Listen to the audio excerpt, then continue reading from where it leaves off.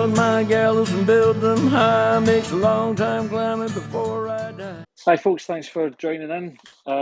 We are going to be talking mostly, I think, tonight about how would you put it, all the shite that's coming out about Hibs, and in particular Ryan Porteous, and this morning the comments made about Lee Johnson, and pretty much anything else from the fallout from the weekend's game, or if there's anything that's come up in last night's Longbangers episode that you want to call us out on or take us to task about or agree with us. Sometimes that might happen.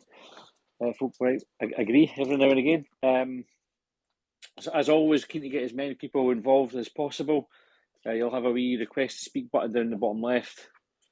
If you press that, I'll bring you in, and then you can tell us what you think. So I suppose a bit of context then. So we had on Saturday, and as discussed on Longbangers this week, Jim Goodwin came out in the press after the game. Essentially, I think he says Ryan Porteous conned the referee in his BBC interview, in his Red TV, or Aberdeen TV, whatever it's called, interview. He went a bit further, called him a cheat. This morning, there was headlines in the Daily Record, the Daily Express. It was two ex-referees on one of their podcasts criticising Lee Johnson, saying that he has encouraged Ryan Porteous to cheat and that he should be taken to task by the SFA for it, which is just fucking nonsense. This is their interpretation of Lee Johnson's comments that we forced the sending off through our good play. So what he's not saying there, or my interpretation of it, is he's not saying that there was subtle play in order to get our opponent booked. What he's saying there is that the way that we play through forcing mistakes from opponents or being on the front foot against them, teams make challenges and they make mistakes and they pick up bookings and second bookings and red cards. Nothing to do at all with encouraging somebody to cheat. The narrative from the game, so we talked about this on Longbangers as well, and I thought this was like a really sort of interesting way to put it. On the radio on Saturday, when the penalty happened, the penalty that we did get happened, they had Leanne Crichton in the studio along with Willie Miller, who both accepted it was a penalty. There wasn't really much question about whether it was a penalty, whether Ryan Porteous had done anything wrong. Then we had Goodwin's comments after it, at which point the conversation starts to turn around to Ryan Porteous' involvement in it. By the time he gets to sports scene, Mikey Stewart's absolutely adamant that Ryan Porteous is totally at fault for the penalty, nothing to do with the Aberdeen player. And then on the Sunday, it's got to the point where Sports Sound are calling it a blatant dive, which is just an incredible take on it. An incredible take. So I'm just interested to kind of get everybody's views. Another thing that I saw today when I was browsing on Hibsnet, and I'm going to read this out because I thought this was crazy as well. It was an article by Charlie Nicholas. It was quoted in The Sun, but I think it was from the Daily Express. Nicholas wrote, "It seems as though the Panto season has come early with our favourite villain," right, everybody's favourite villain, Ryan Porteous starring again. "He's behind you. Oh no, he isn't. He's diving. Oh yes, he is. Porteous seems to have this notion that he can be somebody he's not. I'll tell you what he is, immature." Aberdeen manager Jim Goodwin revealed he had warned the referee before kick-off about some of the antics that the Hibs defender can get up to, and yet he still fell for it, with Porteous engineering a penalty award for his side and getting Liam Scales sent off in the process. At full-time, Goodwin went onto the pitch to tell the player to his face what he thought of him. The response of Porteous was to laugh, but I have no doubt that his time will come, because it always does. Porteous will be exposed and he'll let his team down. If he was half as good a player as he thinks he is, Porteous would have clubs in England trying to lure him down south, but that hasn't happened. What a fucking ridiculous article to put. From start to finish, it's absolute bollocks. I can't tell you how annoyed I was when I read that. It's just nonsense. How does Charlie Nicholas come up with Ryan Porteous things? And the cheating and the diving. So I don't know how many bookings Ryan Porteous has had for diving. Don't think it's any. Can't remember him being booked for any. He's not made a career out of winning penalties. I think we spoke about this on Longbangers. The last penalty that he won was against St Mirren last year. It was 2 penalties including the one on Saturday that he's won. So Goodwin's talking shite. There's just this whole narrative around Ryan Porteous that I think is bang out order, and I suppose the good thing with having a wee bit of a platform with the podcast is we can start to call out some of this stuff and hopefully change a wee bit of the narrative. I've got Murray and James on as well. If you want to take yourselves off mute, and James, I'll come to you first. What do you want to say? Yeah, just I mean, and also like I'm not sure when it was aired, but then the wherever it is, the thing that Sky Sports do with the ex-referees. Yep. And they're saying it's like the handball was a penalty, which I think we all agreed on. Yep. And then they're saying that the Porteous one was a penalty as well. Yeah. I mean, I struggle to see how you could come to a different conclusion. I mean, there's definitely a bit of both players at it. I think you can be honest and objective and say that Porteous is having a wee pull of the Scales shirt, but at the same time, Scales is pulling Porteous. I think that again we said this on the wee BBC sports scene analysis. They did a still and kind of highlighted Ryan pulling Scales' shirt. But in that same photo, you can see Ryan's getting his shirt pulled. It's just mental how selective it was. Is it Dermot Gallagher, the Sky Sports referee? Yeah. I think my one caveat with this is I'm loath to give him or use him as a benchmark, because I think he also said that the Rangers penalty against us was a clear penalty. One of these ones where and you look at the difference in contact with what Rocky Bashiri does with the Kolach, is that the boy's name? Where he touches him, doesn't pull him, doesn't push him, touches him, and the boy falls down. There's no engineering a penalty there, or calling the Rangers playing out for diving, or articles days later about it. If that Rangers one's a penalty, then there's no doubt that one on Saturday. It's crazy, crazy. Stephen, I'll bring you in. What do you want to say about it? I think this whole narrative that's been going on, listen, I can't disagree with anything you boys have said. I think you are absolutely spot on. I think this whole narrative around Ryan Porteous just now is, to be quite honest, if it was in the real world, and when I say the real world, I mean if this was you just at your regular average day job, not a football player, you would actually probably be pulled up for bullying. If it was just one person at the end of the day that it just seemed to be getting it all the time. And I genuinely think that this is it's just an agenda. It's just an agenda towards a young guy at the end of the day who, fair enough, I think we would all admit, he has got a bit of a balmy streak to him. Mm-hmm. But then at the same time, you would take that fire away from him. Do you know what I mean? Because I think that kind of makes him the football player that he is. But, he has got this wee bit of fire about him. And I think, again, there's no secret the fact that I look, the company he keeps is quite questionable, but he'll learn this in time. That obviously he needs to get rid of these people that are probably bringing his name down. But again, just this whole narrative, it's all Ryan Porteous' fault. As Charlie Nicholas said, he's a pantomime villain. I mean, I don't even know. The only time I can actually think about that this has started, it's all started with Steven Gerrard when he was Rangers manager. He actually, every time we played Rangers, it always seemed to be one name on his lips all the time, and that was Ryan Porteous. And for there, it's just spiralled to a point where now, as has been said, you've got people just own him for anything, and it doesn't even have to be football related. It's just, honestly, it's just to a point now where it's embarrassing. As I say, if this was your everyday average Joe job, they would be pulled up for bullying. Do you know what I mean? Because this is effectively what's happening. The mainstream media in Scotland right now are bullying him. I'm under no illusions Ryan Porteous will have a stellar career in football, because he's a defender. He's a young defender who loves defending. He will have a stellar career, whether that's with Hibs. That's still to be seen, because in my personal opinion, for him to have said stellar career, I think he needs to walk away from Scotland as a whole and go down south and get away from this narrative that's round about him just now. I mean, the whole thing on Saturday was just an absolute disgrace. Jim Goodwin has actually said on air on that AFC TV, shut up, Stephen, Aberdeen's version of Hibs TV, that it was he's had a word in the area of the official. So he's trying to influence an official. So in essence, he's cheating. Because that's exactly, he's trying to influence officials. He's cheating. But he's admitted that. To come out and just call him an outright cheat right away is absolutely disgusting. And Jim Goodwin is, let's be honest here, Jim Goodwin was a fan of a football player. He's an even bigger fan of a manager. I think this whole thing is just spiralling. And I hope for his sake, Ryan Porteous' sake, he gets some sort of out about this, because this must be bringing him down as well. Do you know what I mean?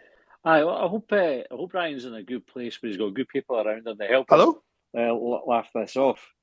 Who said hello there? Hello? Is that you, Stephen? Random. Can everybody hear me? Yeah. Yes. I don't know if we just lost Stephen there then. I hope Ryan's got good people around about him that can sort of at least maybe try to find a funny side in this, or can help him deal with it, because it's absolutely out of order. Dave, I'll come to you next, and then I'll bring in Chris. What are your thoughts on it all? I was listening to your extra last night, right?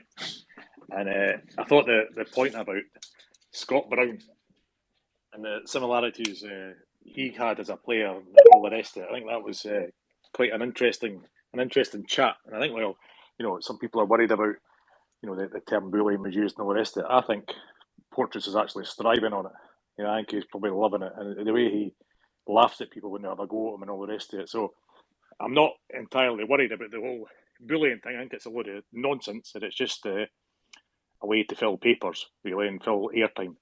There's that many talking heads now for television and for papers and all the rest of it, that it's just constant. They're just asking anybody's opinion. And 9 times out of 10, they've not even watched the game. Mm-hmm. And they're just saying whatever they think the best narrative is to get them viewers and hits. So I think, as a player, he'll be fine. He'll go over with the Scotland team. He'll have a good laugh with his other players about that. But as a club, it'd be interesting to see how we handle it. Right? Because, again, you guys were talking about that on the extra time, but we could really take the piss out of it. You know what I mean? We could start filming players doing theatrical dives and stuff in training and see if we can sell it that way, you know what I mean? Or handing out, Oscars to players and all that kind of stuff, and really rip into them, because the stuff's ludicrous. Right? Now, I've never been Porteous' biggest fan. Right? Mm-hmm. I think he's a good player, but no amazing. Right? And he does dive, right, in the general field of play. He does a thing that lots of players have done before. Stephen Presley did it for years. That if he thinks you're under a bit of pressure and he loses the ball, he'll kind of throw himself over it and try and win a foul. But he doesn't do it to win penalties. No. You know what I mean? So, just accept that. And if we go down to the brass tacks of what Goodwin actually said and called him a cheat, then it should be absolutely pulled up on that. But let's also not, be completely through rose-coloured spectacles and say that he's the perfect laddie and all the rest of it. We know what he does, but he's a Hibs boy, and let him do that in the same way that Scott Brown did it all his career. There's nothing wrong with players having a little bit of that about them. No, I absolutely agree. The thing with dropping down on the ball, right?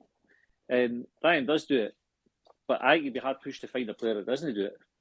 I agree with you. You look at pretty much every team that comes to East of the Road, the weird teams, so to speak, that try to spoil the game. St Johnstone, St Mirren, Motherwell do it, where they kill the game all the time. In fact, even Hearts did it. I mean, the last derby at East of the Road, Hearts were going down every time somebody breathed near them. Yep. It's just, I mean, it's kind of part and parcel of the game. And I don't think Ryan's any more prolific at that than anybody else. I think it was just a manager just squealing out under pressure.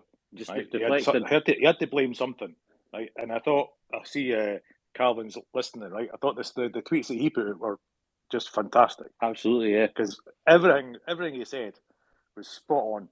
Like everything that he claimed, we had all the chances in the first half and all the rest of it. What a load of nonsense! And again, the stats showed that So that's the way you shut them down.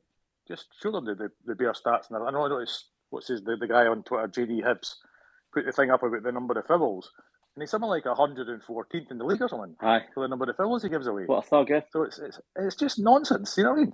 Aye. I was going to say, I had to fact check. I think I'd seen somebody tweeted earlier on that he'd had 2 fouls against him in the game. 2. Aye.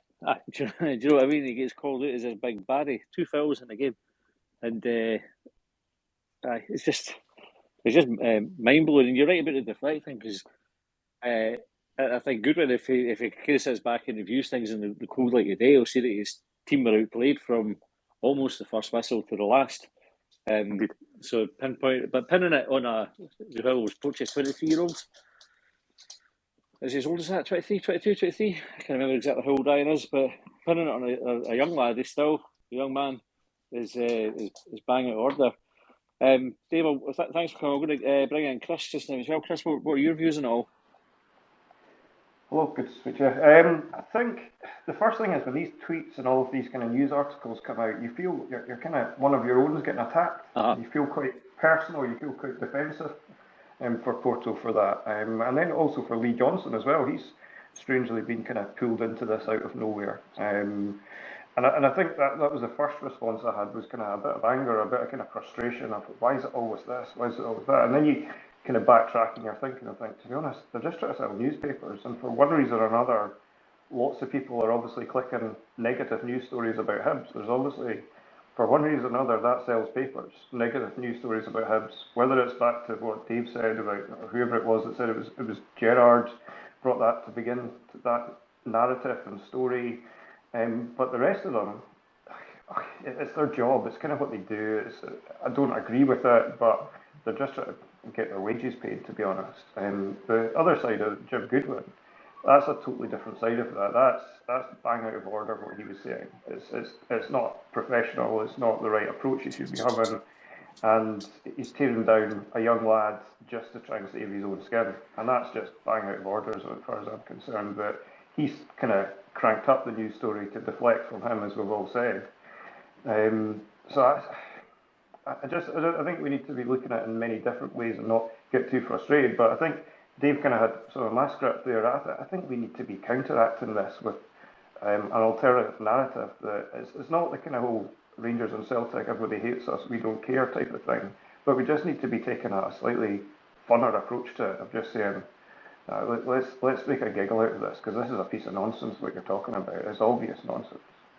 I did like the idea, kind of filming a training session where they're practicing the dark arts, coming out in judo suits or swimming trunks and flippers for diving and stuff like that. But absolutely, and I think I said on one of the other podcasts that we've had a lot of these characters around that make good TV. We've brought in Harry McCurdy as well. He looks like he's one of those lads. Maybe bring Jason Cummins back on loan and just have a good laugh out of it all, to be honest. So it's just take the piss out of the whole thing of the culture that they seem to think that's around Hibs, because there's a lot of good professionals there that are just playing, but let's just have a good laugh with it, because it is nonsense. I totally agree. I think my concern with it, and why I got so frustrated about it, was there's already this perception about Porteous. It's very easy to believe, for people who have that preconceived idea of what Ryan Porteous is like. When you get managers that come out and have baseless accusations about him, and then you have the bandwagon jumpers who are then feeding that narrative, it makes Ryan's life a lot harder. It makes Hibs' life a lot harder when we go into the next game, because you're guaranteed that'll influence the referee's decision making. If we get a similar situation where Ryan goes down or is fouled in the box, and you'll see us not getting a penalty that we should get, because this chat, the conversation has been driven by people who should know better. It's kind of why I think Hibs, my own view is I would love to see Hibs come out on the front foot with it and actually kind of have a counter narrative being driven. But I don't think that should be something that we're coming out with statements and stuff like that. It has to be a kind of third approach, that's something different that kind of just says we're not taking it seriously because we know you're not taking it seriously. So, what do you think would be the sort of the downside of a statement-led approach, other than you might turn into Rangers? Yeah, I think that's what it is. It's just been done. It just seems like I think they're just going to recycle that news story for the next time round, where we have to put an even bigger statement out. It just has to be. It seems like we're just digging and digging and digging into the same dirt that they're in and kind of rolling around with them in it. Whereas we just need to get a level above it and just say, fuck off. Like, we're doing our own thing here. Fair dues. Thanks very much. I'm going to bring No in problem. Raymond. How's it going, Ray? Evening, Matty. How we doing? Good, mate. Yeah, You? very well, thanks. I was a little bit late to this. I'm not sure what everyone said, but I've got a good idea. I mean, going on and talking about Ryan, right? To my mind, it essentially goes back to to him getting the better of Morelos, right? Morelos, as we know, is a big wind-up merchant, right?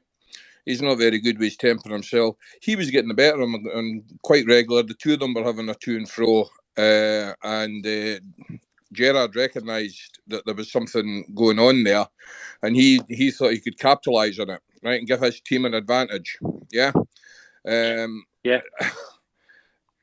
Now, the other thing that I don't think Gerrard thought at the time, I don't think he realised just quite how much protection that, let's say, Rangers players get from the media, from scrutiny, right? Because all that happens is the Scottish media refused to go into any great attack on either side of the old firm, because they knew that they know that the ensuing shit show that's going to come down on them personally, be it through social media, be it through people contacting their employers and saying this is a disgrace, etc., etc., and thousands upon thousands of them all basically attacking whoever might criticise either of the teams. Yeah, Rangers definitely worse, to my mind.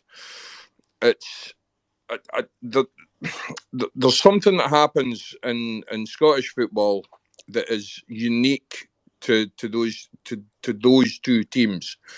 You can't be seen to criticise them too much. Now, let's use an example of the penalty that was awarded against Hibs at Easter Road for Rangers, right? It was no more than a touch by Bashiri, yeah? Would you agree with that? Yeah. So I mean, it was 100%. nothing more than much more than that. Yeah, at the time, the terminology used was things like, "Well, he's given the referee a decision to make." Right. Yep. Okay. So what? So has Ryan Porteous given the referee a decision to make? I'm just wondering, because I never heard that phrase uttered. It was all about how Ryan was cheating. Right now, if Ryan's cheating, essentially what they're saying is that he's not really entitled to go and challenge and be physical with a player and try and attack that ball. Yeah, that's the saying. They're saying that he shouldn't have been doing that because he was naughty. It's bollocks.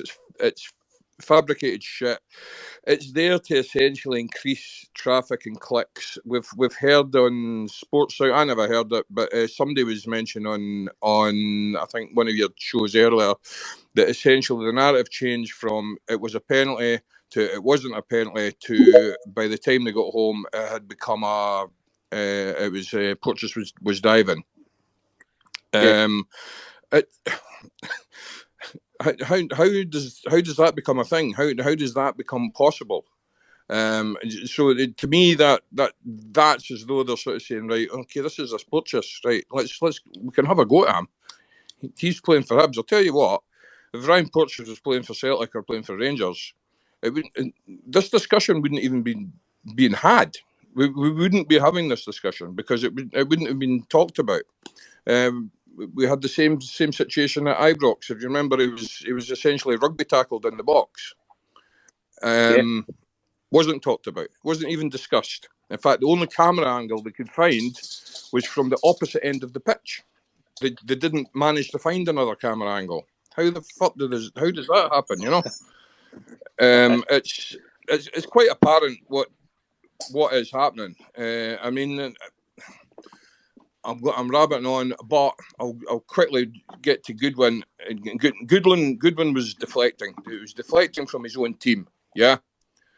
He's done it extremely well as well, because what he's managed to do is that there's been zero chat of how poor his team was, and he got away with saying if there'd been 11 men on the pitch, Aberdeen would have been in the game. Well, I've got some news for Jim Goodwin. Unfortunately, I've managed to get some stats, and they're not that hard to find, right? So if you want, your Hibs expected goals were 2.8 for the game. Aberdeen's were 0.6. But he'll argue, but that was because we had 10 men. I says, all right, Jim, well, let's talk about the first half then, mate. Because our expected goals were 1.5. You know what Aberdeen's was in the first half? 0.03. And that's despite them scoring a goal. So Jim Goodwin, I think he said before he started his rant that he didn't care what people thought about what he'd said. They didn't think they didn't care what he thought. So he'll not care that I think he's a dick then, will he? I think that. Do you know what was interesting, right? It was all about the deflection, and we're talking about Goodwin deflecting from Aberdeen's performance. I tell you, the other thing he's done a cracking job in doing is deflecting from his defenders' part and all. Yeah, I mean, well, Scales has come out scot-free for this. The whole thing has been a deflection of his team's inadequacies, right? So you talk about exactly about Scales, yeah. I can't recall him sitting in sports scene talking about the 2 penalty claims that Hibs that quite legitimately could have had. Apparently, the second one these days, despite it being a blatant handball, that apparently wouldn't be given, but the first one would, despite it being soft as shite. So how you interpret handball these days is beyond me, but we definitely should have had one, you know? I mean, yeah. I'm looking through these stats here as well. It's just nuts. It's like 25 shots we had. You know how many Aberdeen had? 5. How many big chances Aberdeen had? 1. They scored with essentially a header that was meant for a second ball. Aye. So, and yet here we are, not talking about, nobody in the media talking about Hibs and how great Hibs played and all the rest of it. In fact, we managed to turn it around. Not only Hibs' performance not being up to par, but Hibs had only done it against 10 men or less. So they're not sure if they're actually getting things right. But I'll tell you what, it wasn't what I saw at the weekend, because I saw a team that was tactically aware, a manager that knew when to make the substitutions, did the right thing, and we were leagues above Aberdeen on the weekend.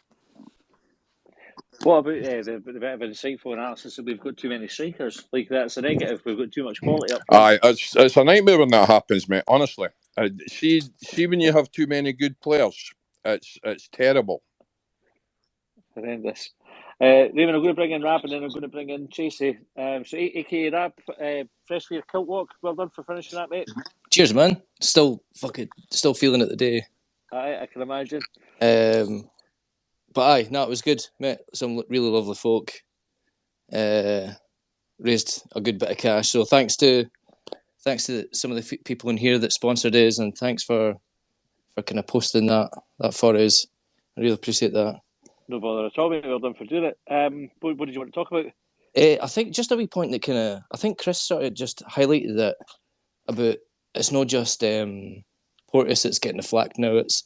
It's Lee Johnson. I was reading a couple of referees or former referees or whatever have come through and said basically Johnson's telling his team to cheat and he's condoning that kind of behaviour and stuff, and it's just getting beyond farcical now. What did you make of that whole comment? I just shook my head at it, really, because if I didn't, I always got to get fucking raging. It's getting out of hand. There's some proper Hibs bashing going on. I didn't mind it when we deserve it, but it's totally unwarranted at the moment. What's your view on what the club should do about it, if anything? I quite like the idea of just taking the piss out of it. Aye. We seem to have a pretty good media team on the go at the moment, so let's utilise that and just take the piss. We'll get Longbangers involved in that. Definitely. Nice one. I'm going to bring in Tracy next. Hiya, how's you? Tracy. Good, how are you doing? I'm good, pal. Yeah, I agree with a lot of what's been said. Obviously, I was raging about Goodwin's comments. I think he's way off the mark. But I think the kind of important thing is that, you know, after Gerrard's comments as well and the things that Goodwin's now said, it's other people that jump on the bandwagon. I think we've got to remember that Ryan is only 23. Yeah. And although he might come across like he's this confident lad, you know, these things will start to have an effect on him. And it's not just what they've said, it's them, the people that then think it's all right to message him. Because I think we all remember when Jack Ross came out and told everybody how he had received death threats, you know, hope you get cancer and die, things like that. So that just opens it up for these people to then come out and think it's acceptable to do that because everybody else has jumped on the bandwagon. I mean, my eldest is 23 and I know she wouldn't cope with that amount of kind of pressure. Yeah. Just because Ryan's a footballer and he gets probably paid quite handsomely, you know, it doesn't mean that he isn't human and it's not going to affect him. So I just think that, you know, these are ex-professionals, professionals, pundits that should know better. And I just think if it was their son, they certainly wouldn't like it either. And I think they should really take a step back and have a wee look at what they're saying and what they're doing and what the consequences of their actions and what their words. I think that's a brilliant point, Tracy. That's the kind of thing. So when I was asking about what do you think the club should do, and I'm totally on board with the idea of kind of making fun of the narrative and sort of playing up to it a wee bit. But yeah. I actually think there's a lot of power to be in sharing that sort of stuff. So going beyond the comments that have come from the pundits and saying this is the fallout of what happens when you make a comment like this about our player. Yeah. These are the things that you bring up on him. And it's not through Ryan's fault. Like in this instance, Ryan's he's not the guilty party. It's not like when he's chucked a tumbler at somebody and then he is a guilty party and he probably invites it himself. And in this case, he's been playing football and he's been fouled and he's got somebody calling him out for it and then ended up with, like you say, all the stuff that kind of comes on the back of it. I would love to see Hibs kind of come out and just make that sort of point and actually hold that mirror up to the newspapers as well for the way that they report it and the narrative that they drive as well. I think you're spot on. Yeah, they've got a responsibility and I think it's just, you know, they really need to take a step back and look. And I think until action's taken for these kind of comments by managers, I know we all get caught up in the heat of the moment and the rest of it, but that guy talked for I don't know how many minutes and it was all about Ryan Porteous. And unless somebody actually starts taking action, people will think that it's just okay and it's the norm to just be able to say these things. You're spot on. You're spot on. Do the club, Tracy, I mean, you'll have a better insight than most of us in this. Do the club have a way of sort of rallying around players when something like this happens? Yeah, I mean, they always, you know, obviously we've got a duty of care as well because Ryan's obviously a player, obviously working player care. So, you know, we would always check up, especially with things like that and just make sure that they're okay. Obviously, I suppose on a positive, he's got his Scotland cap as well, which is really positive for him, so he can focus on that this week. But yeah, no, I think it's important for us to just make sure that he's doing okay. And just checking in with him constantly, you know, is there anything the club can do? But I think, you know, we have that duty of care as well because he is our player at the end of the day. That's good to hear that's you know, the stuff in place for him there. Tracy, thanks for coming on. I'm going to bring in Andrew, and then I think Colin's on as well. So Colin wants to come Andrew, and then we'll read some of the tweets that have come in as well. Andrew, how are you doing? I'm not bad. How you doing, Matt? Are you good, pal? Yeah, good.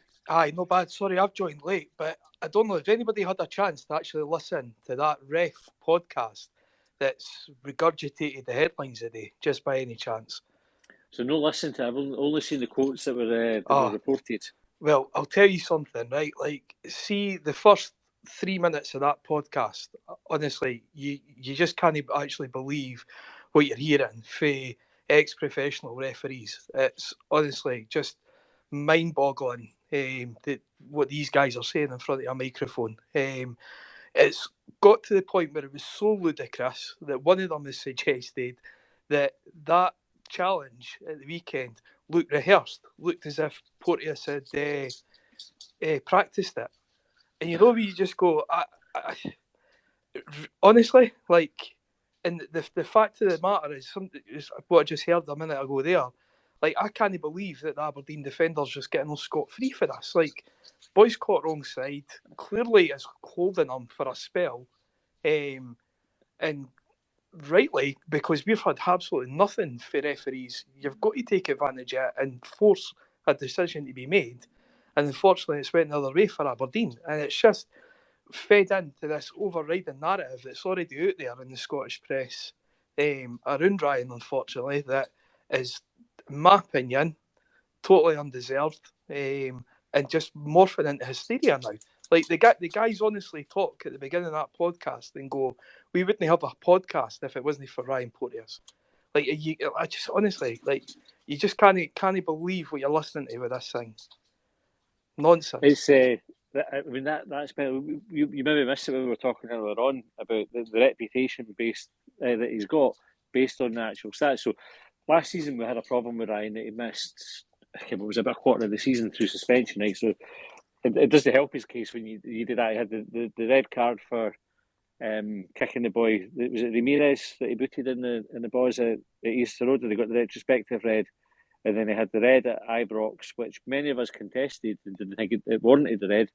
And then I can't remember what the other. She had another red card that meant he missed. Joe, he had the one at Aberdeen when he was trying to win the ball. But none of them were, apart from the sort of last shoot the boy. There was none of them were like thug tackles. They were genuine attempts to play for the ball, other than that Aberdeen one. But his stats this season are brilliant. Like he had 2 fouls against him on Saturday. We mentioned that earlier on, and somebody said for the season he's something like 160th in the league in terms of fouls against him.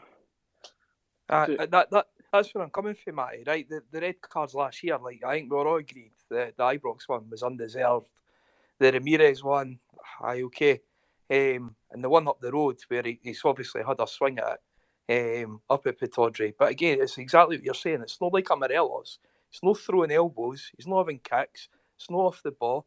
Like, it's just, honestly, just a total and utter nonsense. And considering that he's a young Scottish talent as well, like, they're doing absolutely nothing for the laddie when especially this week as well, where it looks like he's in with a good shout.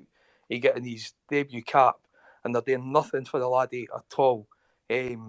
Exactly what we're talking about there in terms of mental health stuff and that. Like, honestly, it's just been absolutely ridiculous since Saturday. And Goodwin needs to have a long, hard look at himself at what he's got going the last couple of days. Like, it's a total nonsense. Do you think with the Scotland chances, do you think Steve Clarke will be looking at all this noise and questioning whether it's the right time maybe put him in? And that's it. And that's what I'm saying. Here you go. Like, because I'd be having a chat and going, listen, how's things, Ken? And it just puts that question mark in their mind that it probably didn't have last week when he was called up. So it's no fair. It's just really no fair on the laddie at all. I really feel for him. I do. And it's ironic, it's probably his best performance of the season on Saturday as well. I thought he was absolutely immense. I did. I thought he was absolutely brilliant. I think there's been a couple of points where he's been a bit sticky so far. But Saturday, he actually sort of just played the game, if you see what I mean. Like, just I thought he was outstanding. Right, cheers. Dave's got his hand up. So Dave, I'll come to you, and then I'll read a few tweets, and then we'll get Colin in as well. I think Colin's here. Just very quickly, I just want to go back to where this all starts. This all comes from Goodwin. So everything that we've all talked about this commentator saying that, and the referee saying that, and all this in the press, that in the press. If Goodwin doesn't have his ridiculous diatribe that he does after the game, right, you wouldn't have all this chat that's happened in every bit of press and every bit of TV, right? So it's Goodwin is where we have to be pressing home with SFA and whoever else, right, that he gets fined, right? You can't go out after a game and call players cheats. It's as simple as that, right? He has to get fined, and if he doesn't get fined, the SFA aren't doing their job. All the other stuff is just, as I said before, just talking heads that are just jumping on any bandwagon to just sprite nonsense. right? So we just have to make sure that everything is pointed at Goodwin, and I'm sure our Hibernian media department can come up with some good stuff.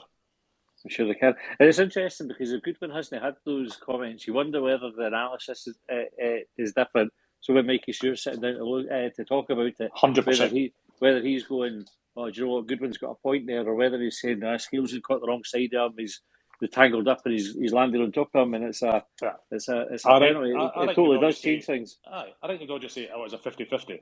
But they might have actually then mentioned the other one that we should have got.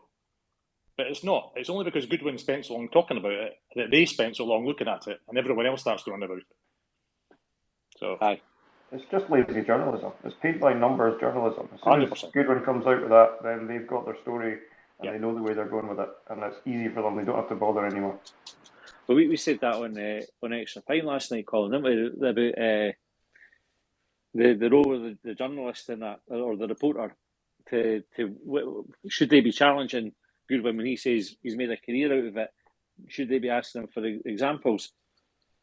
Aye, I mean, hello everybody. Aye, fucking right. I mean, why no? It's just what I do in everyday life. It's what other people I'm sure do in everyday life. Like, if somebody tells me something, I go, oh aye, prove it.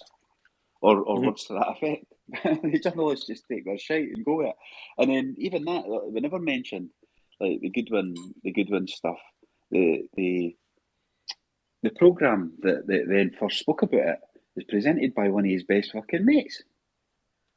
So like, you know what I mean? It's like he played with him. He's one. He didn't just play with him at St Mirren. He's one of his mates. It's just like fucking hell. So kind of like you're always got to try and help your mate. It's just natural to fucking do it, like whether you agree with him or not. So it's just like. But what I was thinking, I listened to everybody. I didn't disagree with anything. But what's the precedent for this, right? Like, what other player has ever suffered for the sort of media here, like Porteous is, for getting a penalty, for being fouled? Like, it wasn't like a blatant dive, right, or anything like that. And he has done them, like somebody mentioned. He does the Presley plunge and all that. But that's called the Presley plunge because it's been fucking when Presley played 30 years ago or whatever it was, 20 years ago, he was doing it. So, like, it's not a new thing. What other player has ever been hammered in this way? I mean, maybe Morelos got a wee bit, right? But because he's Rangers and then they just hound folk out their jobs. And like, look at Mikey Stewart, he's a shite bag now since Rangers nearly had him sacked and that because he dared to criticise them. So, like, who else? What other player has ever suffered in the way that he is this time? It's just mental. Who's asking a referee an opinion anyway? Yeah? Like, who's even? I'm not even going to listen to that podcast. Like, who would listen to a referee? You know what I mean? They only give fouls when somebody falls down, and as soon as somebody falls down, they go, "It went down easy." Like, well, you're not going to give you the foul if you didn't fucking fall down, eh? We're okay in the rules that you're applying. Aye. I just didn't ken how I can't think of another player that's been hounded in this way. No, but I suppose we drew the comparison with Scott Brown, didn't we? But Scott Brown, it was a strength of Scott Brown's, wasn't it? They had that sort of character about him, the way that the media maybe initially sort of went after him a wee bit. No, not in a way like this though. No. They used to just call him hot-headed and all that, and he was. But we used to take offence at it because he played for Hibs. But he was hot-headed and that. Porteous, you know, and I did say it on the Extra Time that he does draw attention to himself at times. But I don't think there's any reason that he's not the only player that draws attention to himself in ways that he maybe shouldn't. But none of them seem to suffer like this. No, well, you look at Lafferty for Kilmarnock when they came on against us. Lafferty only came on to try and get somebody sent off for the Hibs side of things. Aye. Yeah. And then never talked about that. Never talked about his antics or what he was up to. No. It was just kind of brushed off. No. And it's, I mean, even like I'm all over the place here because I've been listening in for the last half an hour or whatever. But the way I've lost my thread. But I'm totally at a loss with how he's getting treated. And as I say, I've criticised him as much as anybody, but that's mainly about his football and his the drawing attention to himself and he's showing off almost. Mm-hmm. Whereas I just didn't see this being a reason for it. That's what I was going to say. Sports scene or Sports Sound, the radio. I think I mentioned this already, but I got to the car back at 5 o'clock or whatever on Saturday, and they were all saying it was a Stonewall penalty, but by 6:30 or whenever sports scene's on a Saturday night, we were debating it, and then by Sunday, which I didn't hear, we've got Levine and Craig in fucking hammering Porteous about it, and you're going, it's not even 24 hours since there's 3 of your pundits sitting there saying it was definitely a penalty. Folk that were at the game and folk that are sitting doing the VAR on sports, so it was Leanne Crichton, Willie Miller. I can't remember who the third one was, but they were all saying Richard Gordon. Was it Kenny McIntyre that does it now? Aye, definite penalty. Aye, definite penalty. Aye, that's what I heard in the car. And when I got home, Goodwin comes out, and then by, as I say, 8 o'clock at night, it's all Porteous' fault. Mental. See, they just totally they can't make their own mind up. It's like, oh well, Jim Goodwin says so, it must be then. Like they've not got their own thought. Aye, it's what we said to Raymond, is that if Goodwin doesn't have those comments after it, that the analysis on that penalty and all these programmes and the discussion is completely different. Nobody's going after Ryan themselves. It's only because Goodwin did it. It's just a total pile-on, an absolute pile-on. Just like try to get somebody cancelled on Twitter. That's what it's like with the media here. It's just like they've all went, oh well, just a free-for-all, absolute free-for-all. I ken they can't sell papers now anyway, nobody buys them, but does this got to make people buy them? It's making people talk about them. No, that's and true. we're guilty of it, but aye. For the sort of the revenge or whatever you want to call it, like I ken that there's stuff about making a joke at and that, aye, fine. But what about actually just putting a fucking clip out every week because this will be a penalty most weeks, or that'll be a dive most weeks. Let's just put a clip out every week. Say there you go. There's this week's highlights. Aye. Because there's like how many weeks we spoke about at the start of the season, like the plunge thing. There's players doing it all the time, and it's like a time wasting thing now. And it happens every week. On multiple occasions that we've got. There's one player in Scotland that's pulled up for it. I can't quite get my head around it. How can you allowed? Can you imagine, Corey? So see if we swap it around, right? And Aberdeen get the penalty, right? So Porteous is booked for the challenge that Scales makes for the first one on Josh Campbell, right? So let's say he goes in on, I can't do that, but McCrory. Let's say he goes in McCrory, catches him like Scales caught Campbell, gets the booking for it. 2 minutes later, concedes the corner, and then a minute later, for the corner, gives away the penalty by doing what Scales did. Do you think he would have got the same press that Scales has got about it? No, they would have got the same press as he's getting now. Aye. That's the whole point. Aye. It's mad. That's what it isn't.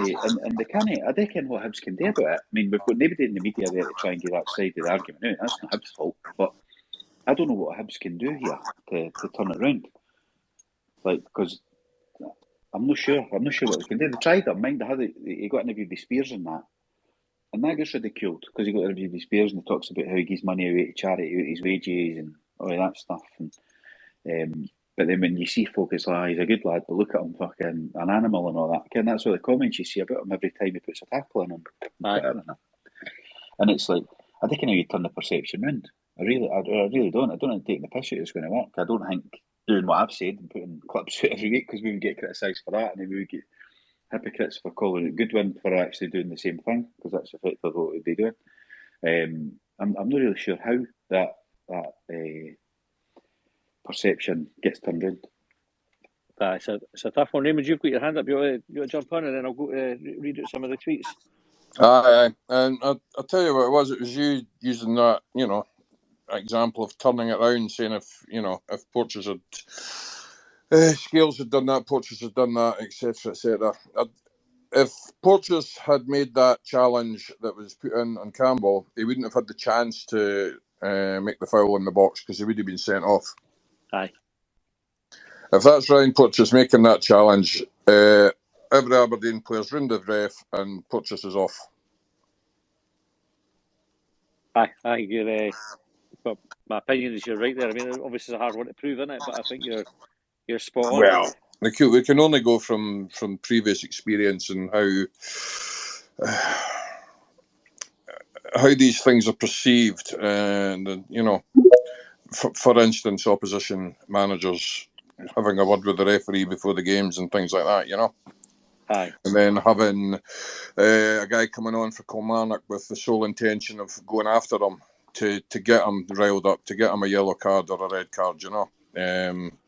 So it's quite apparent what happens, and I've been critical of him in the past about a lot of things, some of the things playing wise, but his composure is getting better and better as the years are going on. He is becoming more composed and not reacting and just giving the wee smile, the same way Scott Brown did towards the end of his time when he was with us, if you recall. Yeah. And Scott Brown used to just remember. I can remember him. He just started to sort of blow kisses at people and that, and it really pissed them off. It was highly amusing. Aye, it was. Cheers, Raven. I've got James with his hand up, and then I've got Vincent after that. So James, you want to make your point, and then I'll hand over to Vincent. Aye, just to on some of the, some of the stuff. So Porteous will be found out by VAR. Yeah. There's he's got 3 opportunities to play in big games with VAR this week. So you say that this will be the chance for him to show that he won't get caught out. Yeah, it's it's the biggest week of I'm saying that it's the biggest week of his career thus far, because now he's in the Scotland squad. He's got a chance to show the nation that he's not just this thug, this you know what kind of player. But now he can show him that I'm actually a decent defender, and I'll be really interested to see if he wins Scotland a penalty or scores a goal for Scotland this week. What the media reaction is to that. Aye, how many folk are going to complain about it then? Yeah. You're spot on. I would say that he's already shown the defensive side of it. The skills or the quality that he has, which has got him the call up in the first place. I think folk have made up their mind about him. I don't know how much he needs to do there to be able to kind of change people's perception of him. But hopefully he gets a chance to do it for Scotland and he takes advantage of it. Well, we've only got a few other centre halves in the squad. Yeah. With Hanley withdrawing from the team. Yeah, I don't think they've called anybody else up, have they? So no, they only called up another goalie. Okay, cheers, James and Vincent. How's it going? I've got my Sunday name there. Can you hear me? Oh yeah, okay, fine. I think just standing back from it a wee bit, and it started at the beginning of the season. I think let's give the journalists a wee bit of credit. They're professional and they have their news lines that they want to get out there. And I think it's been pretty clear from the start of the season that they'll never have a go at Celtic and Rangers. And we have a different ownership model. We've got a different recruitment model. We've got a manager who's, we've plucked with no Scottish experience, so he's outside of the Largs mob, etc. Yeah. And if you listen to the first Sports Sound podcast of the season, it was almost setting up to they were going to try and talk Lee out of a job before the end of September, and they've spectacularly failed. I mean, Michael Stewart will not move off his chosen attack lines about our recruitment. And listen, we've picked it to pieces, and you boys have picked it to pieces, and we don't give the club an inch. But I do think there's a general let's have a go at Hibs, because Hearts got their flack a couple of years ago. Aberdeen, nobody really, that they don't sell paper, so that it feels to me that they're all lining up, and we could solve the inflation crisis next week, and we probably still wouldn't get the credit for it. And so I just think anytime that you see it in the media or the comments, you clever boys at Longbangers have got to come up with a strap line that's kind of saying, oh yeah, yet again, anti-Hibs narrative for 22. Now, don't spend a lot of money on an advertising agency, but I just think the fight back has to start with the folks that are engaged, and that's the supporters, and just don't let them get away with it. What Jim Goodwin said at the weekend was clearly unprofessional, but was clearly very deliberately messaged to take the attention off his shitty team and his shitty tactics, which he showed the opposition how he was going to set up for the second half before, by subbing that guy before halftime. So yeah, if I was an Aberdeen fan, I'd be on to the Aberdeen podcast saying this guy's an imposter, and he showed it there because he showed an absolute lack of professionalism in the way he handled. Well, to me, it was a penalty. Now, I'm 4,000 miles away, so it doesn't really matter. But it was clear, the guy had his arms around him, and that's a penalty in my book. Yeah, I think you're spot on with all of that, Vince. I think that's why we were so keen to kind of host the Twitter space like tonight and have the episode on Sunday, an extra time episode for our subscribers, just on the whole situation with Ryan and the narrative around him, because I think you're right that we have It's bigger than Ryan, Maddie. It's bigger than Ryan. Yeah. They've got it in for the club, and so I'll be Ron's biggest critic when I think he's done something wrong, but when you see that level of attack from all sides, we have to stand up and stand our corner and make sure that those comments don't go past without pointing out for what it is. So that bit of a siege mentality about us, doesn't it? That's kind of what we're needing. Well, I don't know if we'd go to the Hearts level of siege mentality, but just don't let them get away with it. We have to label the behaviour and tell it for what it is. That's why they don't attack the Old Firm, because they just get. I think Raymond said it. They get harangued if they so much as say Ange cut his beard an inch, centimetre too short this morning. He'd get killed for that. Aye, spot on. Good points. They're all round, Vince. I'll bring in Jeff next. Jeff, I'm loving the profile picture change as well, by the way. I think it's important that we show some support for the young man. Bear in mind, he's a young man, despite all the front he puts on. I did tweet I was worried about the possible mental health effects that this attack from all sides is having on him, and has continued for the last couple of seasons. But anyway, that's not the point that I'm going on about now. The point is, I was having a beer with some Aberdeen fans after the game, mixed family. Grandad was a Hibby, grandmother was Aberdeen, grandkids were there, and they were absolutely slating Goodwin. So this is clearly, as people have said, it's Goodwin deflection tactics, but he hasn't thought about the professionalism, the effect it could have, and then everyone's just piled on. I cannot believe the pile-on by some journalists and commentators I used to respect, but now they can just go fucking get in the bin, with the rest of the Old Firm loving twats. So Aberdeen fans are not happy with him. They were complaining about his tactics, making Richardson captain, loads of stuff going on. That was the very quick point I wanted to make, really. Nice one. Yeah, I can't argue with any of that either.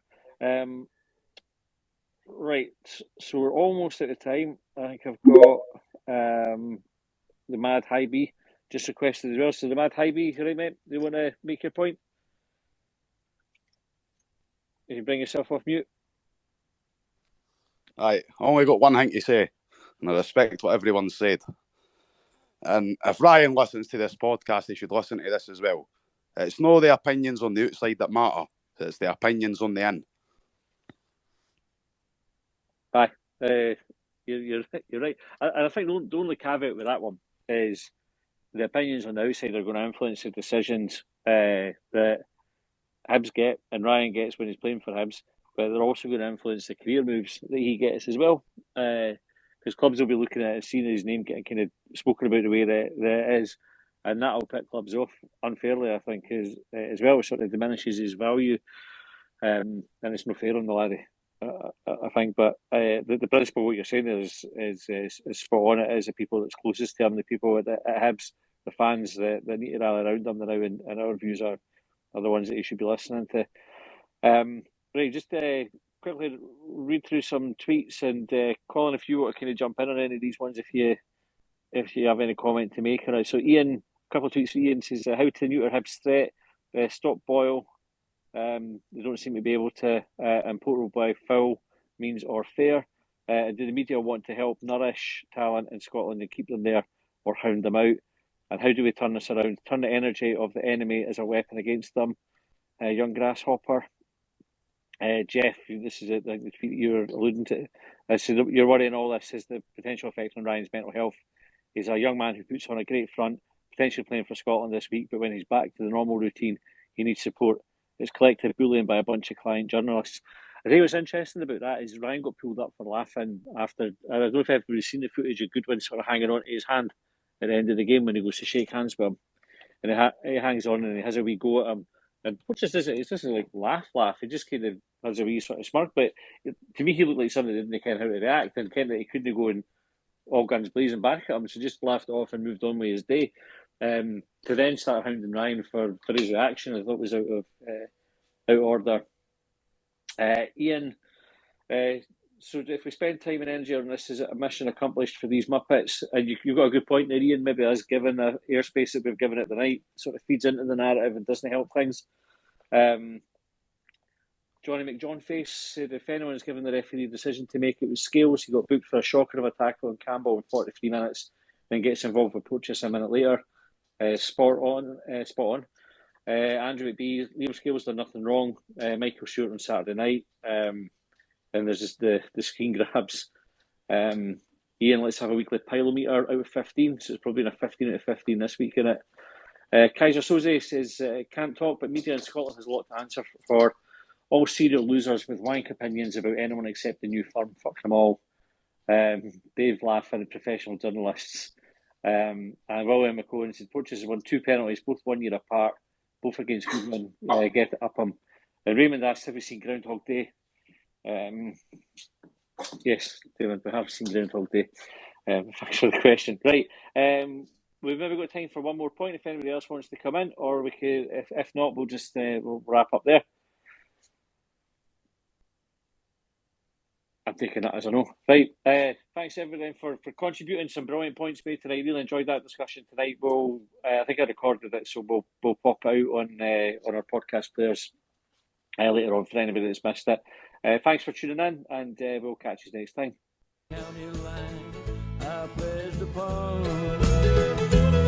Well, they trailed me down when I broke free. I drank all the whiskey in Tennessee.